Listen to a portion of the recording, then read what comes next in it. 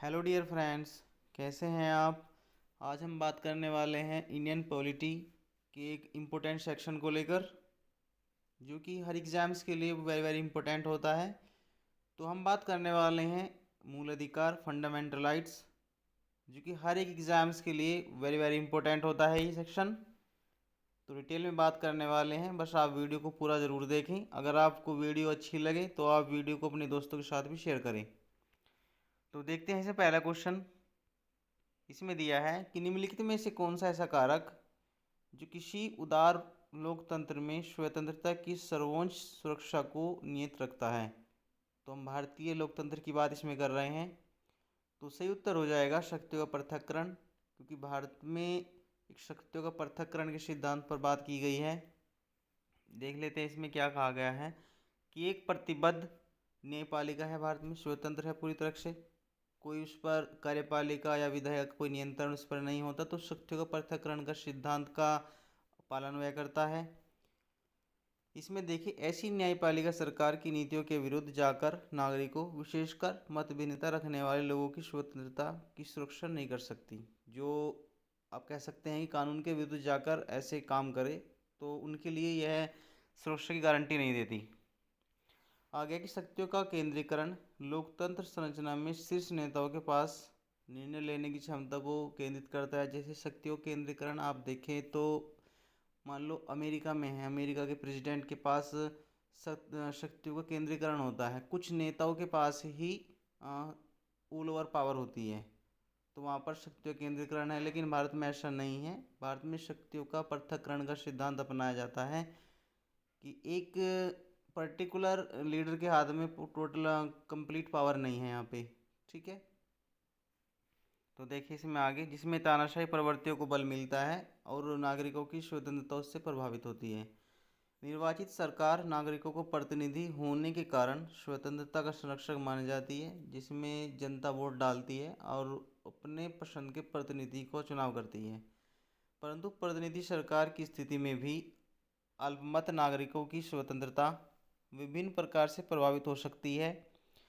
शक्तियों के पृथक्करण से तात्पर्य नागरिकों के या शासन के तीनों अंग, जैसे विधायिका, कार्यपालिका, न्यायपालिका की शक्तियों के पृथक्करण से इस स्पष्ट स्पष्ट होता है कि जो आपकी न्यायपालिका होती है वो पूर्ण रूप से स्वतंत्र होती है।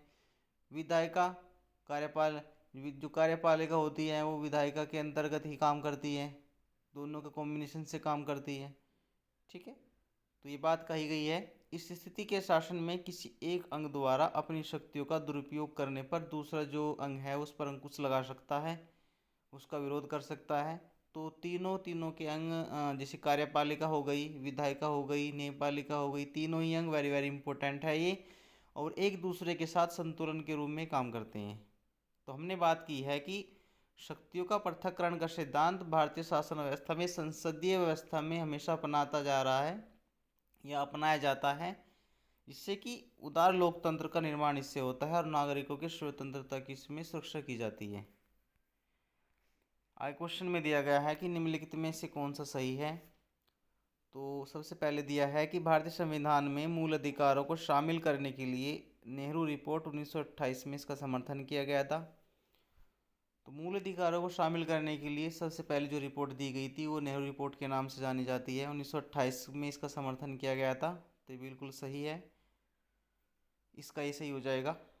आगे है कि निम्नलिखित में से किस व्यक्ति ने मूल अधिकारों को हमारे लोगों के लिए एक प्रतिभा, एक सभ्य विश्व के साथ किया गया एक समझौता है, कहा था, किसने कहा था। तो ये बात कही थी एस राधाकृष्णन ने। एस राधाकृष्णन ने कहा है कि यह हमारे लोगों के लिए एक प्रतिज्ञा और सभ्य विश्व के लिए किया गया एक समझौता है। ठीक है, आगे देखें, मूल अधिकार क्या है। तो मूल अधिकार क्या होते हैं, ये वाद योग्य होते हैं, अगर कोई इनका उल्लंघन करता है तो सुप्रीम कोर्ट में जा सकते हैं उनके उल्लंघन को लेकर। तो इसमें दिया गया है कि भारतीय संविधान में सामाजिक आर्थिक एजेंडे को साकारित करने के लिए वाद योग्य और अवाद योग्य दोनों तरह की व्यवस्थाएं संविधान में समाहित हैं। मूल अधिकार वाद योग्य होते हैं, लेकिन जो आपके नीति निर्देशक तत्व होते हैं डीपीएसपी, वे अवाद योग्य होते हैं। अगर कोई ना उनका उल्लंघन भी करता है तो सुप्रीम कोर्ट के लिए नहीं जाया जाता। ठीक है, अगला क्वेश्चन दिया गया है कि अधिकारों को मूल अधिकार कहा जाता है क्योंकि यह संविधान में उल्लिखित है। बिल्कुल ठीक है, संविधान में उल्लिखित है ये। आगे है यह प्रजातांत्रिक है। यह प्रजातांत्रिक नहीं है क्योंकि लोकतांत्रिक है। आगे है यह लोक कल्याणकारी होते हैं। यह लोक कल्याणकारी भी नहीं क्योंकि लोक कल्याणकारी प्रजातांत्रिक आपके डीपीएसपी होते हैं। आगे दिया है कि यह व्यक्तियों के विकास के लिए आवश्यक होते हैं। बिल्कुल ठीक है ये, क्योंकि यह व्यक्तियों के विकास के लिए आवश्यक होते हैं। और आगे दिया है कि संसद इनके विरुद्ध कानून नहीं बना सकती। तो ये बिल्कुल सही दिया गया है क्योंकि मूल अधिकारों के उल्लंघन अगर कोई भी संसद कानून बनाती है तो मूल अधिकार का उसमें हनन नहीं हो सकता। तो इसमें दिया गया है बिल्कुल एक सही होगा। 4 और 5 ये तीनों ही सही हो जाएंगे। और जो बच रहे हैं आपके इसमें यह प्रजातांत्रिक और लोक कल्याणकारी ये डीपीएसपी के लक्षण होते हैं। देखो इसमें दिया गया है कि स्वतंत्रता संघर्ष के दौरान स्वतंत्रता आंदोलन नेताओं ने अधिकारों के महत्व को समझा और स्वतंत्रता के बाद संविधान निर्माण के दौरान संविधान में अधिकारों का समावेश करने और उन्हें सुरक्षित करने के उद्देश्य से संविधान में उन अधिकारों को सूचीबद्ध किया जिन्हें सुरक्षा देनी चाहिए थी और उन्हें मूल अधिकारों की संज्ञा दी गई। यह अधिकार कुछ ऐसे होते हैं जैसे व्यक्ति विकास।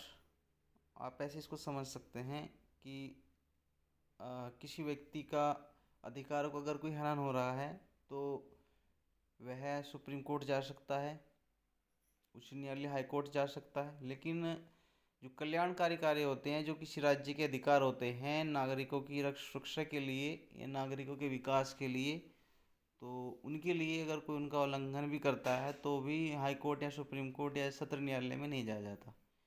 ठीक है, आगे है किन अधिकारों के अभाव में व्यक्तिगत सर्वोत्तम विकास संभव नहीं हो पाता। और संविधान के अनुच्छेद 13 के अंतर्गत यह प्रावधान दिया गया है कि किसी भी अध्यादेश या अधिनियम के द्वारा अधिकारों को काम्य समाप्त नहीं किया जा सकता।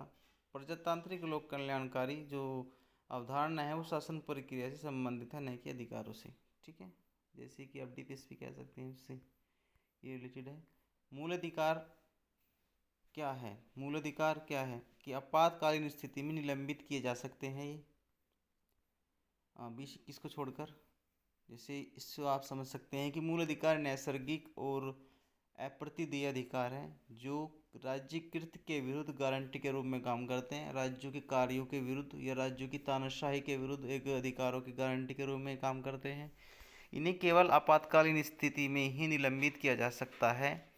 अनुच्छेद 358 और 59 में आपात स्थिति की अगर उद्घोषणा हो जाए तो मूल अधिकारों के निलंबन संबंधी जो प्रावधान हैं उनका वर्णन इसमें दिया गया है।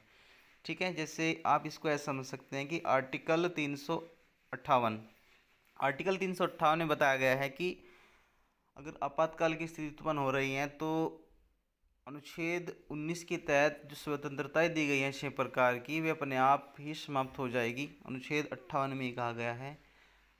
और जो 359 और 60 में बताया गया है तो उसमें है 59 में कि 20 और 21 को छोड़कर जो सभी जो मूल अधिकार है वे निलंबित कर दिए जाएंगे।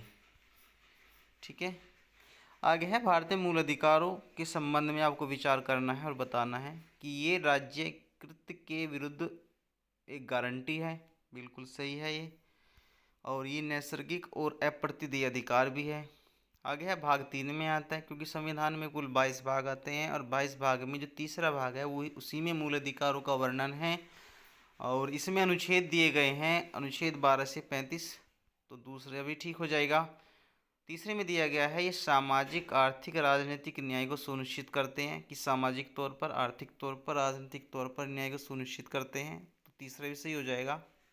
आगे है यह अमेरिका के अधिकारों के बिल की भांति नहीं है, तो ये गलत हो जाएगा क्योंकि अमेरिका में जो बिल ऑफ राइट्स दिए गए हैं तो उन्हीं की भांति भारत में मूल अधिकारों की चर्चा की गई है। ठीक है, आगे देखें कि भारतीय संविधान के इस अनुच्छेद के अंतर्गत नागरिकों को मौलिक अधिकार प्रदान किए गए हैं। बात की है अभी तो 12 से 35 तक है। वर्तमान में कुल 6 मूल अधिकार है। वह मूल संविधान में 7 थे। संपत्ति के अधिकार को समाप्त करके उसको अनुच्छेद 301 के तहत एक कानूनी अधिकार का दर्जा दिया गया है। इसीलिए वर्तमान में अगर देखें तो 6 मूल अधिकार हम पढ़ते हैं।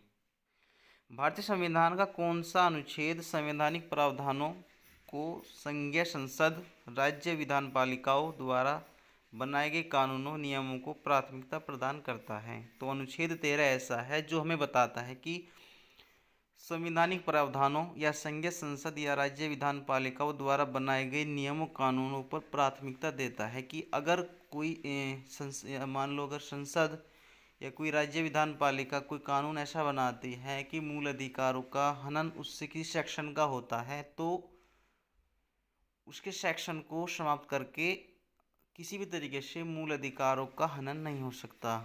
जो सेक्शन मूल अधिकारों का हनन करेगा उसको शून्य घोषित कर दिया जाएगा। ये बात की गई है अनुच्छेद 13 में। ठीक है, इसी के साथ में एक आर्टिकल आता है 12 जिसमें राज्य को परिभाषित किया गया है। तो पूछिए अगर कि राज्य को परिभाषित कहाँ किया गया है, तो अनुच्छेद 12 में ही राज्य को परिभाषित किया गया है। ठीक है, अगर कोई कानून या मौलिक अधिकारों के उल्लंघन में बनाया गया है तो वह कानून उल्लंघन की मात्रा तक शून्य हो जाएगा। जहाँ तक जिस सेक्शन तक मूल अधिकारों का हनन हो रहा है तो उसी सेक्शन तक उसको शून्य घोषित किया जाएगा। अनुच्छेद 32 में बताया गया है कि संवैधानिक उपचारों का अधिकार, और अनुच्छेद 245 जो केंद्र और राज्यों के बीच विधियों का विस्तार होता है उसी में बताया गया है। अगर आप देखें तो भाग 11 में ये है। ठीक है, अनुच्छेद 326 में लोकसभा विधानसभा के लिए जो निर्वाचन होते हैं उसके लिए वयस्क मताधिकार के आधार पर उनका निर्वाचन होगा। तो अनुच्छेद 326 में ये बताया गया है। ठीक है, आगे है भारतीय संविधान के अनुच्छेद 13 का मुख्य उद्देश्य निम्नलिखित में से संविधान की सर्वोच्चता सुनिश्चित करना है। तो क्या है अनुच्छेद 13? तो ये मूल अधिकार है। ये आगे है कि भारत के संविधान में समता का अधिकार 5 अनुच्छेदों द्वारा प्रदत्त किया गया है। तो समता का अधिकार है, समानता का अधिकार अनुच्छेद 14 से 18 तक है। ये देखो, इसमें सबसे पहले बात की गई है अनुच्छेद 14 विधि के समान समता या विधि के समान संरक्षण। अनुच्छेद 15 में बात की गई है धर्म, मूलवंश, जाति, लिंग या जन्म स्थान के आधार पर भेदभाव को रोकना, उसका प्रतिषेध करना। अनुच्छेद 16 में बताया गया है कि लोक नियोजन के अवसर, और 17 में बताया गया अस्पृश्यता का अंत होगा, छुआछूत को समाप्त किया जाएगा। 18 में बताया गया है उपाधियों का अंत होगा। तो आगे देखते हैं कि समानता का अधिकार संविधान के किन अनुच्छेदों के अंतर्गत दिया गया है। तो समानता का अधिकार दिया गया है किन किन अनुच्छेदों के अंतर्गत दिया गया है। तो अनुच्छेद 14 में दिया गया है, इसका 20 सही हो जाएगा। इसमें दिया गया है 2 और 3, 4 इसमें सही हो जाएंगे क्योंकि 13, 14 और 16 दिए गए हैं तो इसी में बात की गई है। 13 मूल अधिकार जैसे आपका 14, 15, 16, 14, 15, 16, 17, 18 तक आपका क्षमता के अधिकार में आते हैं, लेकिन जो 13 है ये नहीं आता। आगे है भारतीय संविधान के अंतर्गत निम्नलिखित अनुच्छेदों में से कौन विधायन सत्ता पर पूर्ण नियंत्रण लगा सकता है। जो विधायी सत्ता पर पूर्ण नियंत्रण लगा सकता है वो अनुच्छेद 14 है। ठीक है, विधायी सत्ता पर पूर्ण नियंत्रण लगाने में एक शख्स प्रकट करता है। यह उपबंध कहता है कि किसी व्यक्ति को विधि के समक्ष समता या विधि के समान संरक्षण से वंचित नहीं किया जाएगा। प्रत्येक व्यक्ति चाहे वह नागरिक हो या विदेशी हो सब पर यह अधिकार लागू होगा। तो भारत के संविधान का कौन सा अनुच्छेद कानून के समान संरक्षण या कानून के समान समानता से संबंधित है। तो यह अनुच्छेद 14 है। आगे है कि भारत के संविधान में या संविधान के अनुच्छेद में कानून का समान संरक्षण क्या है। तो कानून का समान संरक्षण है अनुच्छेद 14। कानून को लागू करने के मामले में कोई विधान जो किसी कार्यपालक अथवा प्रशासनिक अधिकारी को अंतर्देशित एवं अनियंत्रित विवेक अधिकार देता है और भारत के संविधान में निम्नलिखित अनुच्छेदों में से किसका उल्लंघन करता है। तो क्वेश्चन में दिया गया है कि कानून को लागू करने के मामले में कोई विधान जो किसी कार्यपालक अथवा प्रशासनिक अधिकारी को अनिर्देशित या अनियंत्रित विवेक अधिकार देता है और भारत के संविधान में अनुच्छेदों को उल्लंघन करता है। तो अनुच्छेद 14 ही है ये भी, जो कानून को लागू करने के लिए कोई विधान या कार्यपालक या प्रशासनिक अधिकारी को अनिर्देशित अनियंत्रित विवेक अधिकार देता है। तो ये देता है आर्टिकल 14 में।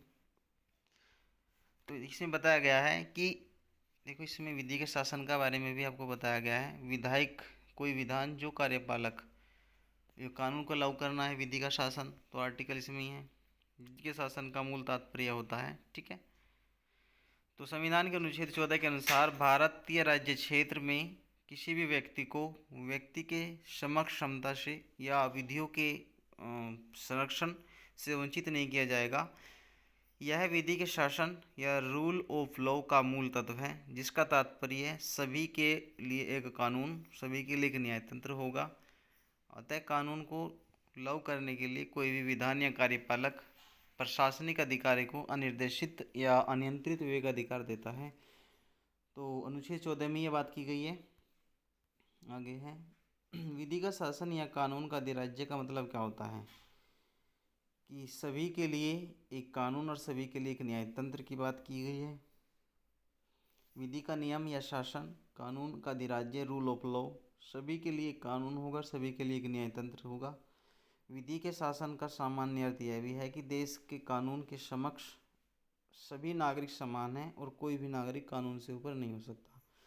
तो इसी बात की गई आगे है कि धर्म आदि के आधार पर विभेद का प्रतिषेध, और भारत के संविधान का अनुच्छेद 15 एक मूल अधिकार है जिसे किसके अधीन वर्गीकृत किया गया है, तो किया गया है इसको समानता या समता के अधिकार के अधीन।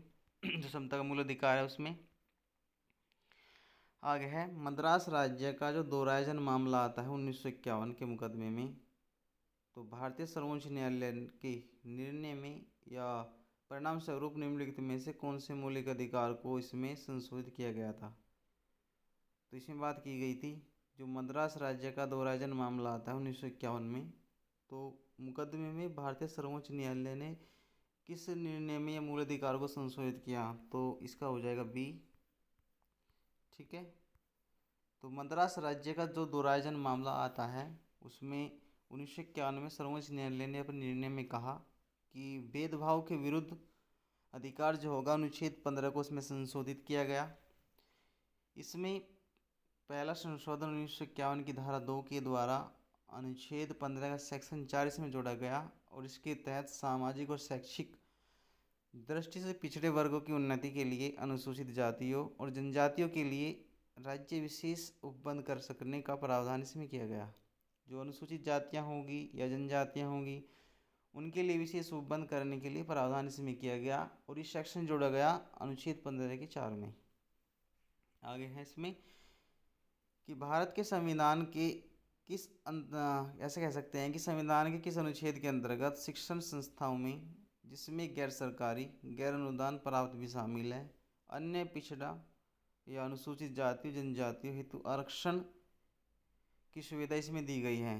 तो इसमें दी गई है अनुच्छेद के 5 में, 15 के 5 में दी गई है, इसका बी सही हो जाएगा। तो संविधान के अनुच्छेद 15 के 5 के अंतर्गत शिक्षण संस्थाओं में, जिसमें गैर सरकारी या गैर अनुदान प्राप्त भी शामिल है, अन्य पिछड़े अनुसूचित जाति अनुसूचित जनजाति हेतु आरक्षण की सुविधा इसमें प्रदान की गई है, ठीक है। जब आपका SC ST होगा तो उनके लिए आरक्षण या एजुकेशन के लिए जो प्रावधान किए गए हैं तो इसमें किए गए हैं अनुच्छेद 15 के 5 में ही। संविधान के किन अनुच्छेदों के अनुसार OBC अन्य पिछड़ा वर्ग को आरक्षण प्रदान किया गया है, अनुच्छेद 15 के 4 और 16 के 4 में। जो OBC अन्य पिछड़ा वर्ग है उसको आरक्षण दिए गए हैं अनुच्छेद 15 के 4 और 16 के 4 में, ठीक है। अनुच्छेद 15 के 4 को जोड़ा गया था 1951 में। भारतीय संविधान के अनुच्छेद 15 के 4 16 के 4 के प्रावधानों के अनुसार OBC अन्य पिछड़ा वर्गों के लिए राज्य की सेवाओं में आरक्षण के प्रावधान इसमें किए गए हैं। तो इसी के तहत 103वां संविधान संशोधन अधिनियम आता है 2019, उसके तहत जोड़े गए खंड 15 के 6 और 16 के 6 के माध्यम से जो आर्थिक रूप से दुर्बल वर्ग होते हैं उनके आरक्षण के प्रावधान भी इसमें दिए गए हैं। तो इसमें एक नया सेक्शन और जोड़ दिया गया है 2019 से, तो उसके लिए 103वां संविधान संशोधन अधिनियम किया गया, और उसमें कहा गया कि एक सेक्शन और जोड़ा जाएगा अनुच्छेद 15 का सेक्शन 6 और अनुच्छेद 16 का सेक्शन 6, जिसमें आर्थिक रूप से जो दुर्बल वर्ग है तो उनके आरक्षण का प्रावधान इसमें किया गया। और वैसे तो OBC के लिए जो आरक्षण का प्रावधान किया गया था 15 के 4 16 के 4 में।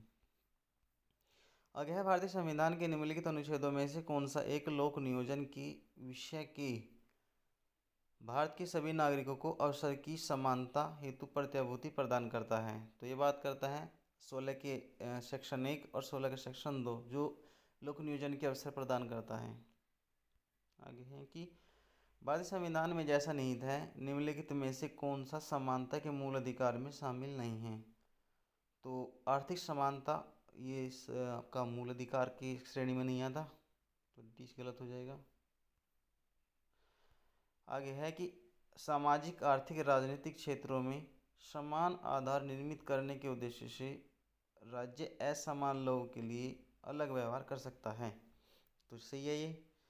इसमें कहा है कि सामाजिक, आर्थिक और राजनीतिक क्षेत्रों में समान आधार निर्मित करने के उद्देश्य से राज्य असमान लोगों के लिए अलग व्यवहार कर सकता है। तो सही है ये। आगे है, समान लोगों की विधि समान होगी और समान रूप से प्रशासित की जाएगी। बिल्कुल ठीक है, व्याख्या भी कर रहा है इसकी। आगे देखिए कि राज्य सामाजिक, आर्थिक और राजनीतिक क्षेत्रों में समान आधार निर्मित करने के उद्देश्य से असमान लोगों अर्थात गरीबों, पिछड़ों, वंचितों आदि के लिए विभिन्न प्रकार के व्यवहार कर सकता है, अर्थात उनको विशेष सुविधा प्रदान करता है। अनुच्छेद 16 का 4 और 15 के 4 के तहत राज्य ऐसे प्रावधान करता है कि हालांकि समान स्तर के लोगों के लिए विधि समान होगी और समान रूप से प्रशासित भी की जाएगी। अनुच्छेद 14 बताता है कि विधि के समक्ष समता की बात इसमें की गई है। देखिए आगे देखते हैं कि निम्नलिखित में से किसने भारतीय न्यायालय को समान कार्य के लिए समान वेतन का मौलिक अधिकार निगमन हेतु करने में सक्षम किया है? तो किसमें बात की गई है? भारतीय न्यायालय को समान कार्य के लिए समान वेतन का जो मौलिक अधिकार है वो किस में की गई है? तो ये बात की गई है जैसे समाजवादी शब्द प्रस्तावना में, समान कार्य के लिए समान वेतन, समाजवादी कार्य के लिए। ठीक है, इसके साथ अगर हम एक को जोड़ दें, अनुच्छेद 14 के साथ मिलाकर इसको पढ़ें तो भी, और एक समाजवादी के साथ अनुच्छेद 16 को भी जोड़ दें तो भी बात की गई है, तो तीनों ही में से हो जाएंगे, इसलिए हो जाएगा डी साइड राइट इसका। तो सबसे पहले देख लेते हैं कि सर्वोच्च न्यायालय ने रणधीर सिंह बनाम भारत संघवाद 1982 में एक निर्णय दिया जिसमें कहा गया कि अनुच्छेद 14 और 16 को संविधान की प्रस्तावना तथा अनुच्छेद 39 जो कि कल्याणकारी राज्य के लिए समान कार्य के लिए समान वेतन को लेकर अपने सिद्धांतों के लिए इसमें बात करता है, तो दोनों को उचित रूप से लागू किया गया है इसमें। तो इसमें हो जाएंगे आपका प्रस्तावना में जो समाजवादी शब्द जोड़ा गया है 42वें संविधान संशोधन के तहत, तो उसको अगर हम अनुच्छेद 14 और 16 के साथ भी जोड़ लेते हैं तो समान कार्य के लिए समान वेतन का जो प्रावधान है वो लागू हो जाता है, जो कि पूर्ण रूप से दिया गया है अनुच्छेद 39 में। ठीक है, अनुच्छेद 39 के सेक्शन डी में। आगे है, भारतीय संविधान की प्रस्तावना में प्रयुक्त समाजवाद शब्द को निम्नलिखित अनुच्छेदों के साथ मिलकर पढ़ने से सर्वोच्च न्यायालय को समान कार्य के लिए समान वेतन को मौलिक अधिकार परिभाषित करने की शक्ति प्राप्त हो गई है। तो अगर हम उसको 14 और 16 अनुच्छेद 14 और 16 के साथ पढ़ देते हैं तो एक अनुच्छेद 39 का वो काम कर सकता है, 39 के सेक्शन डी का। भारतीय संविधान में या संविधान के किस प्रावधान के द्वारा अस्पृश्यता का उन्मूलन किया गया है? तो अनुच्छेद 17 जो है उसमें अस्पृश्यता का उन्मूलन किया गया है। अस्पृश्यता का अंत किया जाता है और किसी भी रूप में आचरण निषिद्ध किया जाता है। अस्पृश्यता से उपजी निर्योग्यता को लागू करना अपराध होगा, जो कि एक दंडनीय होगा। आगे है, भारतीय संविधान का कौन सा अनुच्छेद अस्पृश्यता का उन्मूलन करता है और किसी भी रूप में इसके आचरण को निषिद्ध करता है? तो अनुच्छेद 17 में बात की गई है इसकी। आगे देख लेते हैं, भारतीय संविधान के निम्नलिखित में से किस अनुच्छेद के द्वारा अस्पृश्यता की समाप्ति? तो 17 में बात की गई है। आगे देखें, छुआछूत का मामला भी उसी से संबंधित है। आगे है कि अनुसूचित जाति और जनजाति को किस अनुच्छेद के मौलिक अधिकार, या आप कह सकते हैं जो एसएसटी होते हैं जनजाति, अनुसूचित जाति और अनुसूचित जनजाति को किस अनुच्छेद के अंतर्गत मौलिक सामाजिक, आर्थिक, राजनीतिक और सांस्कृतिक अधिकार दिए गए हैं? तो ये दिए गए अनुच्छेद 17 के अंतर्गत ही। ठीक है, क्योंकि उसमें अस्पृश्यता को समाप्त करने की बात की गई है। आगे देखिए, इसमें दिया गया है अगला क्वेश्चन में कि मूल अधिकारों के किस संवर्ग में अस्पृश्यता में किए गए विभेदन के विरुद्ध संरक्षण समाविष्ट किए गए हैं। तो समता का अधिकार को लेकर ये बात इसमें की गई है, अस्पृश्यता को लेकर। ठीक है, आगे है, भारत में अस्पृश्यता का निवारण निम्नलिखित में से किन उपायों के द्वारा किया जाता है। भारत में जो अस्पृश्यता का निवारण है वो किन उपायों के द्वारा किया जा सकता है। अस्पृश्यता कानून बनाकर भी कर सकते हैं, शिक्षा की उन्नति से भी कर सकते हैं, जन जागरण के द्वारा भी कर सकते हैं। इसके 1, 2 और 3 सही हो जाएंगे। ठीक है, और इसी को लेकर संसद ने सिविल अधिकार संरक्षण अधिनियम 1955 में भी अस्पृश्यता को दंड का अपराध घोषित किया है। सिविल अधिकार या नागरिकता अधिकार संरक्षण अधिनियम जो कि 1955 में लागू हुआ है, उसी से इसको दंडनीय अपराध भी घोषित किया गया है। आगे बात की गई है कि अस्पृश्यता संरचनात्मक हिंसा का सबसे खराब स्वरूप है। तो बिल्कुल ठीक है, ये अस्पृश्यता के चलन का आधार धार्मिक स्वीकृति है, ये भी सही हो जाएगा। तो दोनों इसके सही हो जाएगा, क्योंकि अस्पृश्यता के चलन का जो आधार है वो एक धार्मिक स्वीकृति मानी जाती है। आगे बात की गई है कि संरचनात्मक हिंसा से तात्पर्य ऐसे सुनियोजित तरीके से हैं जिनके जरिए सामाजिक ढांचा किसी समाज में व्यक्तियों को हानि पहुंचाता है। इससे उन अवसरों को हमेशा से वंचित रखा जाता है। जो संरचनात्मक हिंसा आमतौर पर जोहान या गाल्टुंग के अनुसार वर्णित एक शब्द है जिसे उन्होंने हिंसा, शांति और अनुसंधान 1969 नाम लेख में प्रस्तुत किया है। ठीक है, जैसे आप इसको ऐसे समझ सकते हैं कि जैसे जातिवाद, नस्लवाद, कामुकता, वर्गीकरण, अस्पृश्यता आदि। अस्पृश्यता जिसे आमतौर से आम बोलचाल की भाषा में छुआछूत भी कहा जाता है, जातीय व्यवस्था का एक अत्यंत घृणित पहलू है जो धार्मिक और कर्मकांडीय दृष्टि से शुद्धता, अशुद्धता, पैमाने पर बड़ी सबसे नीचे मानी जाती है। अगला क्वेश्चन दिया गया है कि भारतीय संविधान के निम्नलिखित अनुच्छेदों में से कौन अलग आता है। तो अनुच्छेद 14, 15, 16 ये आपका क्षमता के अधिकार में आता है, तो ये तो एक सेक्शन में आ जाएगा। जो डी है 19 ये आपका स्वतंत्रता के अधिकार में आ जाएगा, इसलिए ये सही हो जाएगा। इसमें आगे स्वतंत्रता का अधिकार निम्नलिखित में से 19 से 22 तक आता है। ठीक है, जैसे बात करते हैं कि अनुच्छेद 19 में भाषण अभिव्यक्ति का अधिकार 6 प्रकार की इसमें स्वतंत्रताओं की बात की गई है। 22 में अपराधों के लिए दोष सिद्धि के संबंध में संरक्षण, अपराधों के दोष सिद्धि के संबंध में संरक्षण है। ठीक है, आप इसको ऐसा समझिए कि अगर किसी ने कोई अपराध किया और उसके लिए अपराध सिद्ध भी हो जाता है तो अपने बचाव में वो पूरी प्रक्रिया कर सकता है। तो ये बात की गई 20 में। 21 में है प्राणदेह स्वतंत्रता का अधिकार। 21 के अंतर्गत 21A के अंतर्गत आता है शिक्षा का अधिकार। ठीक है, जो कि 86वां संविधान संशोधन 2002 के तहत जुड़ा गया था। इसमें 22 में आता है कुछ दशाओं में गिरफ्तारी हेतु निरोध से संरक्षण।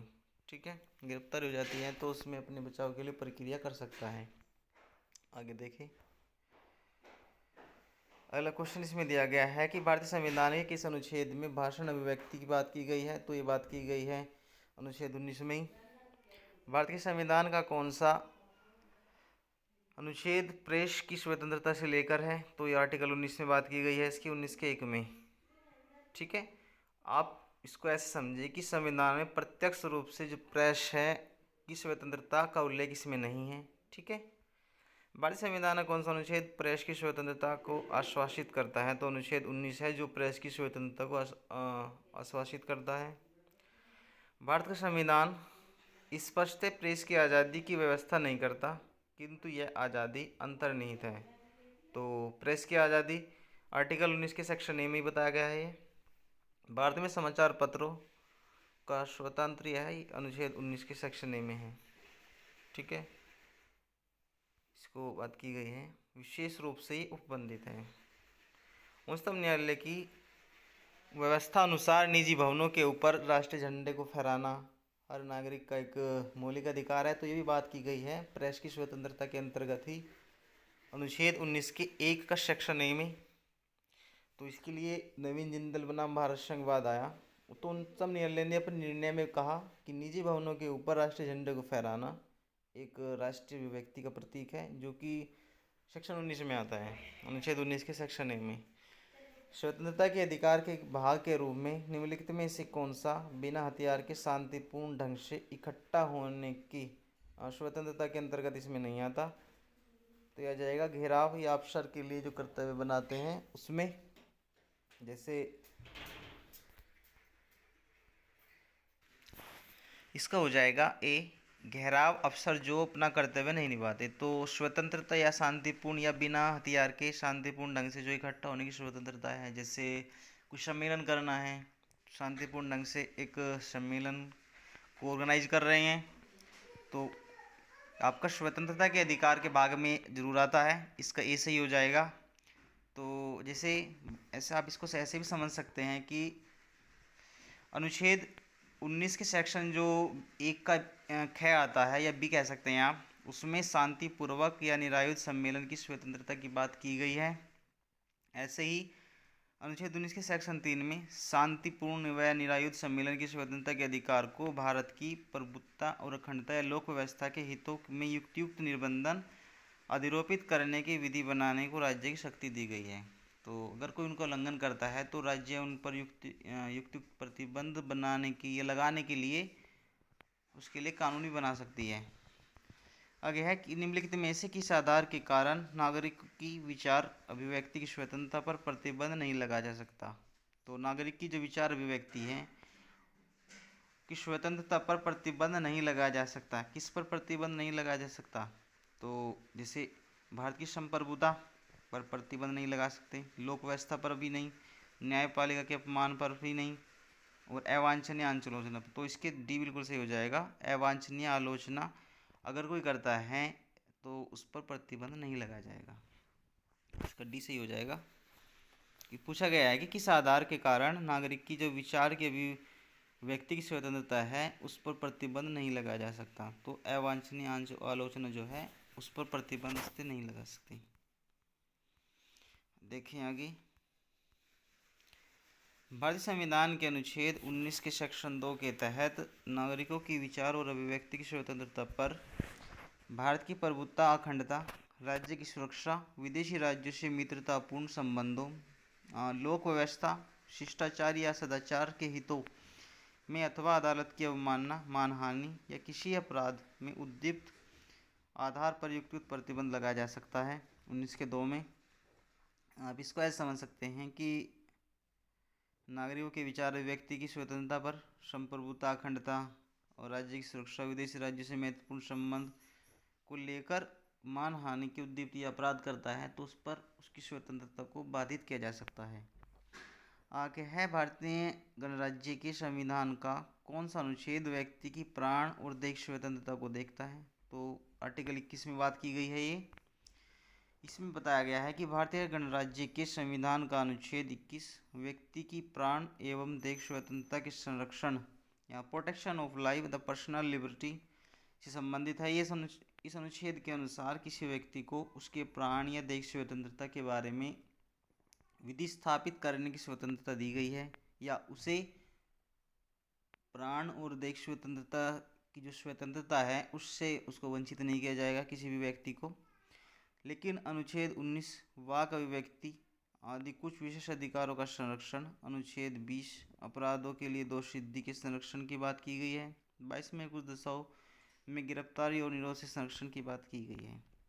जैसे विधि के सम्यक प्रक्रिया की बात की गई अनुच्छेद 21 में, क्योंकि पदावली विधि द्वारा स्थापित प्रक्रिया पदावली को उसी अर्थ में प्रयुक्त किया गया है कि जिस अर्थ में अमेरिकी संविधान में सम्यक विधि प्रक्रिया शब्दावली को दिया गया है। ठीक है।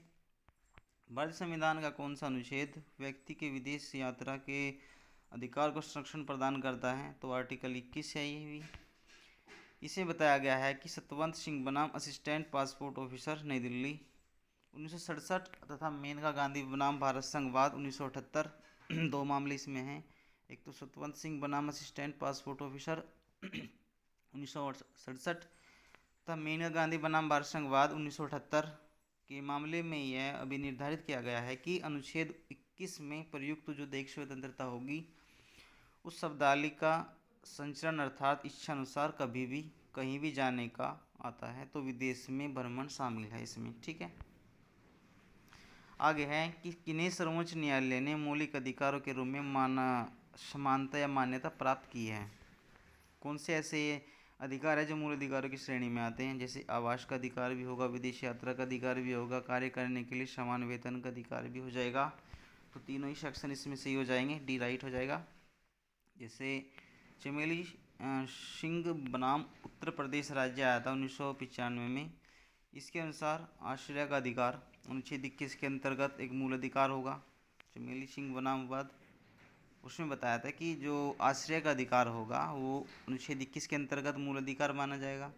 न्यायालय के अनुसार इसमें घर शामिल है जहां वह गरिमापूर्ण जीवन जी सके। सतवंत सिंह बनाम असिस्टेंट पासपोर्ट ऑफिसर नई दिल्ली में 1967 में तथा मेनका गांधी बनाम भारत संघवाद 1978 वादों में दिए गए निर्णयों के अनुसार विदेश यात्रा का जो अधिकार है वो अनुच्छेद 21 के अंतर्गत मूल अधिकारों की श्रेणी में आएगा।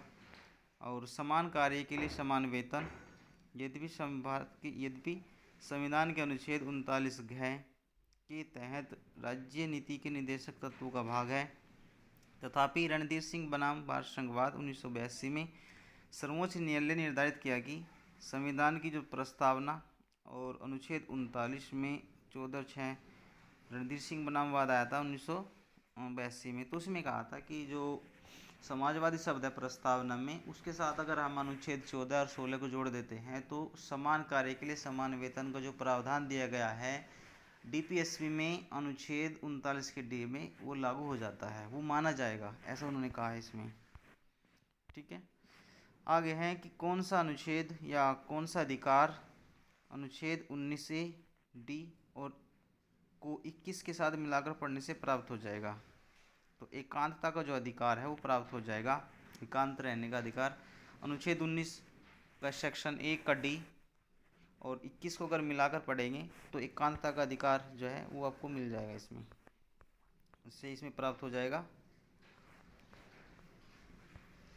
इसमें देख सकते हैं प्रोटेक्शन ऑफ लाइफ, इसमें काफ़ी कुछ दिए, जैसे गोविंद बनाम वाद मध्य प्रदेश 1975 में और मलक सिंह अन्य पंजाब सिंह या हरियाणा वाद 1980 में सर्वोच्च न्यायालय ने निर्धारित किया है कि अनुच्छेद 19 का सेक्शन डी भारत के राज्य क्षेत्र आबाद आचरण का अधिकार को लेकर अनुच्छेद 21 जीवन के अधिकार को मिलाकर पढ़ेंगे तो एकांतता या निजता का अधिकार राइट टू प्राइवेसी प्राप्त उससे हमें हो जाता है।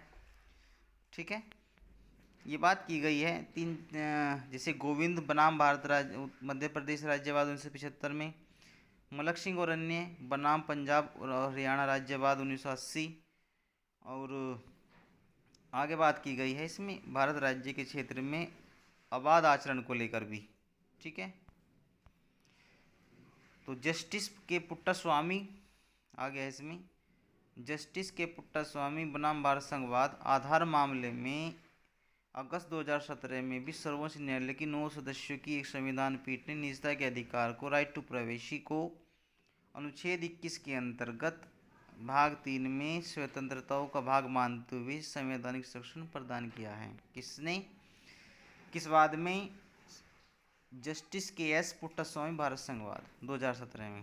तो जैसे अच्छे पर्यावरण का अधिकार 21 के अंतर्गत कुछ अधिकार दिए गए हैं, तो जैसे अच्छे आचरण का अधिकार, शीघ्र विचरण का अधिकार, विधिक सहायता का अधिकार, एकांत कारावास का अधिकार या पैरा में डंडा बेड़ी डालने के विरुद्ध अधिकार, फांसी के विलंब अधिकार, अभिरक्षा या हिंसा के अधिकार, पानी पीने के विरुद्ध शुद्धता का अधिकार, सड़कों पर घूमने का अधिकार या अच्छी सड़कों का अधिकार हो जाएगा, प्रतिष्ठा का अधिकार होगा, एक चिकित्सा द्वारा घायल को चिकित्सा की सहायता प्रदान करना ये अधिकार, कार्यस्थल पर महिलाओं के लैंगिक उत्पीड़न के विरुद्ध अधिकार। दिया गया निजता के अधिकार को जीवन और व्यक्तिगत स्वतंत्रता के अधिकार के अंतर्गत भाग के रूप में संरक्षित किया जाता है। भारत के संविधान में निम्नलिखित में से कौन सा सही है? तो इसको दिया गया आर्टिकल 21 के सेक्शन 3 या आप कह सकते हैं भाग 3 में है ये। तो पुट्टास्वामी भारत संघवाद में आया था ये। इसमें 9 सदस्यीय पीठ ने अपने फैसला सुनाया, जिसी के तहत निजता का अधिकार को एक कानूनी संरक्षण दिया गया और मूल अधिकार की श्रेणी में इसको लाया गया। निजता का अधिकार 21 में आता है ये। इसमें दिया गया है संविधान का कौन सा अनुच्छेद अपनी पसंद के व्यक्ति से विवाह करने के किसी व्यक्ति के अधिकार को संरक्षण देता है। तो आर्टिकल 21 में ये बात की गई है कि 27 मार्च 2018 को गैर सरकारी संगठन शक्ति वाहिनी बनाम भारत संघवाद उच्चतम न्यायालय ने अपने जीवन साथी चुनने के अधिकार को मूल अधिकार मानते हुए इसे अनुच्छेद 21 में निहित किया है। ठीक है। आर्टिकल 21 के दायरे में कौन सा नहीं आता? तो मृत्युदंड जो है ये आर्टिकल 21 के दायरे में नहीं आता। जगमोहन सिंह बनाम स्टेट ऑफ उत्तर प्रदेश के मामले में सर्वोच्च न्यायालय ने 5 सदस्यों की एक पीठ ने मृत्युदंड को उच्चतम न्यायालय का एक उल्लंघनकारी मानते हुए इनसे इनकार किया है और अंततः मृत्युदंड को अनुच्छेद 21 के दायरे में नहीं आता। आगे देखिए, इसमें बात की गई है कि कौन सा अधिकार राष्ट्रीय आपातकाल में भी समाप्त या सीमित नहीं किया जा सकता। कौन सा ऐसा अधिकार है जो राष्ट्रीय आपातकाल में भी समाप्त या सीमित नहीं किया जा सकता? तो व्यक्तिगत स्वतंत्रता जीवन का जो अधिकार है आर्टिकल 21 में बात की गई है, ये आपातकाल में भी समाप्त नहीं किए सकते। तो 44वां संविधान संशोधन होता है 1978 में। तो उसके बाद में अनुच्छेद 21 में प्रदत्त प्राणदायी स्वतंत्रता का अधिकार राष्ट्रीय आपातकाल की स्थिति में भी समाप्त नहीं किया जा सकता। कब से बात की गई है? 44वां संविधान संशोधन 1978 से। अगर राष्ट्रीय आपातकाल जो है युद्ध या बाह्य आक्रमण के आधार पर घोषित हुआ है, अगर आपातकाल युद्ध या बाह्य आक्रमण के आधार पर घोषित किया गया है तो मूल अधिकार स्थगित किए जा सकते हैं, परंतु 20 और 21 अपराधों की श्रेणी के लिए स्थगित नहीं किए जा सकते। अगर जो आपातकाल है वो युद्ध या बाह्य आक्रमण को लेकर है तो 21 और 20 को छोड़कर सभी मूल अधिकार स्थगित किए जा सकते हैं। आगे है, अगर दूसरी ओर सशस्त्र विद्रोह के कारण आपातकाल घोषित हुआ है तो 21-20 के साथ में अनुच्छेद 21 के कुछ अधिकारों को जीवित रहता है। अगर सशस्त्र विद्रोह को लेकर आपातकाल हो रखा है तो 20-21 के साथ में 19 की स्वतंत्रता को कुछ अधिकारों को उसमें संरक्षित किया जाएगा। नहीं तो अनुच्छेद 358 के तहत 19 को दिए गए जो 6 प्रकार की स्वतंत्रताएँ हैं वो निलंबित हो जाती है और 359 के तहत 20 और 21 को छोड़कर सभी अधिकार निलंबित किए जाते हैं। आगे है, उच्चतम न्यायालय के किस मामले में निर्णय आया और कहा गया कि संविधान के अनुच्छेद 21 के अंतर्गत कार्य क्षेत्र का विस्तार कर शिक्षा का अधिकार उसमें शामिल किया जाएगा। तो ये कहा गया था उन्नी कृष्णन बनाम आंध्र प्रदेश मामले में। 1993 में ये मामला आया। इसमें कहा कि 14 साल की आयु के बच्चों के लिए निःशुल्क शिक्षा का अधिकार उन्नी कृष्णन और अन्य आंध्र प्रदेश राज्य अन्यवाद में कहा गया कि इस देश के नागरिकों को शिक्षा का मौलिक अधिकार प्राप्त है। यह अधिकार अनुच्छेद 21 से निकला है, हालांकि निरपेक्ष अधिकार नहीं है। विषय वस्तु मापदंडों अनुच्छेद 45 और 46 में भी निर्धारित किया गया है ये। तो आज हम इसमें बात करने की है हमने मूल अधिकारों के इम्पोर्टेंट सेक्शन को लेकर। वीडियो बहुत लंबी हो जाएगी इसलिए इस पार्ट हम एक रखते हैं। नेक्स्ट वीडियो में कंप्लीट मौलिक अधिकार को हम कवर कर लेंगे। तो आप वीडियो को पूरा ज़रूर देखें। मिलते हैं अगले वीडियो में। Thank you.